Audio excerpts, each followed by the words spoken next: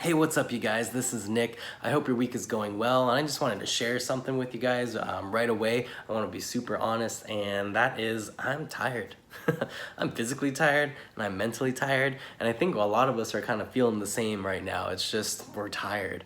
So I want to talk to us what we can do to kind of combat those two things, being physically tired and being mentally tired, okay? So let's start with being physically tired. Now, ever since this whole thing got flipped turned upside down like the Fresh Prince of Bel-Air, our lives have been different, right?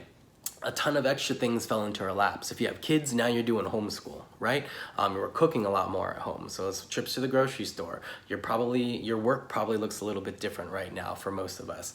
So there's all these different things that have kind of fallen to our laps, and a natural thing to do is to knock them all out and line them up back to back to back so we can accomplish them all. Right? So here's what happens when you do that.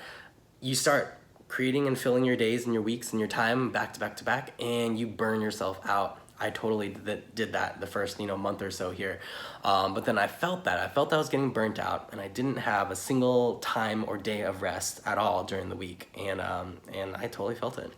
So what I did was I was able to find some time during the week that I purposely planned to do nothing. And I purposely do nothing during that time, and it has been great, you guys. It's been such a huge help. The rest of my week feels better. I feel better physically from it, and I think it's just a great thing that you need to look out for and need to do. Even God rested on that seventh day, right, when creating the earth. So I was chatting with Liz earlier this week too, and she was even checking in on me and saying, hey, you have a day that you can rest, right? Or you have some time that you can rest. And so she was checking in on me, and I appreciated that. And it's easy to do. It's easy to overlook. So what I would suggest, if you don't have that visible time right now, that's not super blatant for you to take, look for an hour. Look for 2 hours, look for 3, and then find little times during the week where you can just recharge, and you know that, hey, that hour is for me to do nothing. And it's gonna greatly help your physical tiredness and be able to kind of recharge, okay?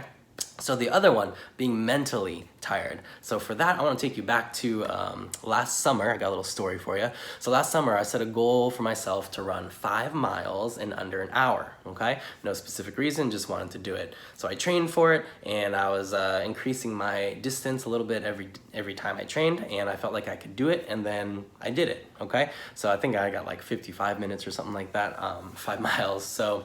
But here's what happened. Something that I didn't expect happened, okay? So mile 1, feeling good. Mile 2, still feeling pretty good, a little winded maybe. Mile 3, yeah, definitely winded. Been running for about 30 minutes at this point, starting to feel it. Mile 4, I wanted to die. Okay, that last mile from 4 to 5 was the longest mile ever. And every step that I took, literally every step, it was a mental battle of, do I keep going? Do I stop? But this hurts, but I've come so far. I have a cramp and my leg hurts, and maybe I'll do this next time. Maybe I'll just call it this time. And it was just a mental battle, like with every step of the way. And I think a lot of us are in that situation right now during this whole shelter in place. We're in a mental battle of like, when is this going to end? How much longer do we have to do this? They're talking about all these different phases and rollouts and stuff like that. And like, maybe, the bummer is maybe 5 miles isn't where it stops. Maybe it goes way more than that. Who knows? Now we just get tired thinking about all these things mentally, right?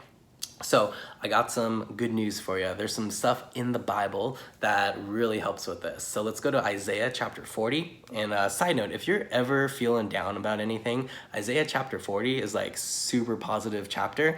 I would suggest reading through the whole thing. I'm just gonna read a part at the end, but the whole chapter is good. The whole chapter, you guys. So Isaiah 40, verse 31, okay? You may have heard this before, but here we go. But those who hope in the Lord will renew their strength. They will soar on wings like eagles. They will run and not grow weary. They will walk and not be faint. I want all those things. I want to renew my strength. I want to soar on wings like eagles. That sounds like a lot of fun. And I want to run and not grow weary and walk and not be faint. And the way to do that, you guys, is to put our hope in God. It just says it right here. It's super straightforward. It's super easy. Those who hope in the Lord. So that's all we got to do right now. So if you're mentally exhausted, if you're worried about something, if you're just drained about thinking about all these different things, think about God. Put your hope in God. Put your hope in His sovereign power. Don't put your hope in the governor, in the president, in stuff like that. Your hope should only go to God.